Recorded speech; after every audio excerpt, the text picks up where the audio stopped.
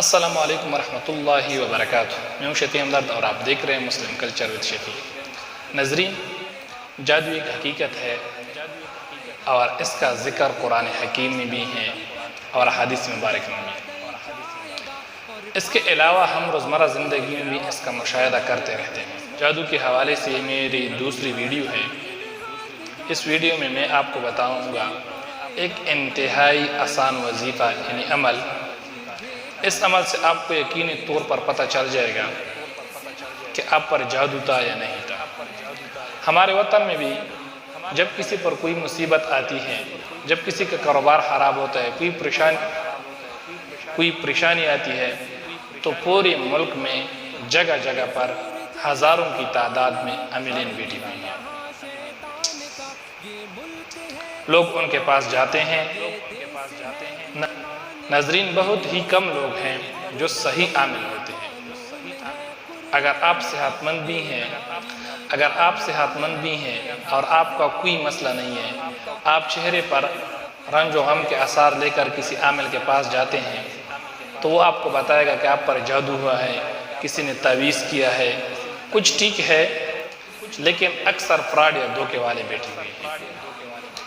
اس بات کو ایک طرف رکھتے ہیں، اپنی بات کی طرف آتے ہیں۔ اگر آپ ہمارے چینل پر نئے ہیں تو چینل کو سبسکرائب کریں تاکہ آنے والی ویڈیو آپ تک پہنچ سکے۔ تو چلو شروع کرتے ہیں۔ اگر آپ کو شبہ ہے کہ آپ پر جادو ہوا ہے یا کوئی آپ کو بتائے کہ آپ پر جادو ہے، تو یہ چھوٹا سا عمل ہے جو آپ نے 3 دن کرنا ہے۔ انشاءاللہ اگر جادو ہوا تو وہ ختم ہوگا، اگر جادو نہ ہوا تو یہ آپ کو پتہ چلے گا کہ وہ جادو تھا یا نہیں تھا۔ یہ کوئی عام عمل نہیں ہے، یہ کوئی عام وظیفہ نہیں ہے، یہ کسی پیر کا بتایا ہوا نہیں ہے، یہ کسی عامل کا بتایا ہوا نہیں ہے، بلکہ امام الانبیاء حضرت محمد صلی اللہ علیہ وسلم کا پریکٹیکلی عملی طور پر اختیار کیا ہوا عمل ہے۔ آپ جانتے ہیں کہ قرآن کریم کے جو آخری 2 سورتیں ہیں، سورہ فلق اور سورہ ناس، اس کے شان نزول جب تفاسیر میں بیان ہوتی ہے تو ان میں ایک واقعہ ہمیں ملتا ہے جب حضرت محمد صلی اللہ علیہ وسلم پر ایک یہودی نے جادو کیا تھا۔ تو اس کے ضمن میں ہم آپ سے ایک بات کرتے ہیں کہ جادو ایک حقیقی عمل ہے، ایک حقیقت ہے جو انبیاء پر بھی ہوا ہے اور عام انسانوں پر بھی ہوتے ہیں، اور ان کا اثر انبیاء پر بھی صادر ہوتا ہے، مرتب ہوتا ہے، اور عام لوگوں پر بھی، کیونکہ انبیاء جو ہے وہ بھی عام بندے ہوتے ہیں، اللہ کے کوئی فرشتے یا جن وغیرہ نہیں ہوتے ہیں۔ تو اس لیے جادو کا عمل جو ہوتا ہے وہ طبی ہوتا ہے، مطلب طبیعت پر جو اثرات ہوتے ہیں، گرمی، سردی، پریشانی، غم، طبیعت ناساز ہونا، یہ سب چیزیں جو طبیعت میں ہوتے ہیں، تو یہ طبی عمل ہوتا ہے جادو۔ تو دوستوں، یہ جو عمل ہے، جب ان پر ایک یہودی نے جادو کیا، حضرت محمد صلی اللہ علیہ وسلم خواب دیکھ رہے تھے، 2 فرشتے آئے، ایک سر کی طرف کھڑا ہوا اور دوسرا جو ہے وہ پاؤں کی طرف، اور دونوں نے آپس میں سوالات شروع کیے۔ ایک نے سوال کیا کہ اس شخص کو کیا ہوا ہے، دوسرے نے کہا اس پر جادو ہوا ہے۔ کس نے کیا ہے؟ فلانے یہودی نے کیا ہے۔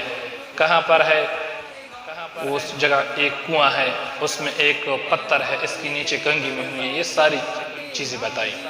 جب وہ بیدار ہوئے تو صحابہ بھیجے یا خود گئے، تو یہ جو 2 سورتیں اللہ تعالیٰ نے نازل کی، یہ عمل انہوں نے خواب میں انہیں بتایا،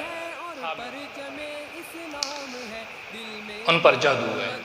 تو یہ جو عمل تھا، یہ خواب میں ان فرشتوں نے ان کو بتایا کہ یہ 2 سورتیں ہیں، جب وہ ایک آیت پڑھتی تو اس کا جو ایک کوڑا ہوتا وہ کھل جاتا۔ تو دوستوں، یہ عمل آپ نے کس طرح کرنا ہے؟ آپ نے روزانہ صبح اور شام 100 مرتبہ سورہ فلق اور سورہ ناس پڑھنا ہے۔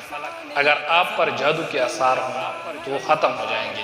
اگر آپ چاہتے ہیں کہ کس نے آپ پر جادو کیا ہے اس پر یہ حملہ ہو، اس کو تکلیف پہنچے، تو پھر آپ نے ان کے ساتھ ایک لفظ کو زیادہ کر دینا ہے۔ وہ کیا ہے؟ یا ممیتو، یا ممیتو۔ تو اس سے آپ پر جنہوں نے جادو کیا ہے اس کو وہ نقصان پہنچے گا۔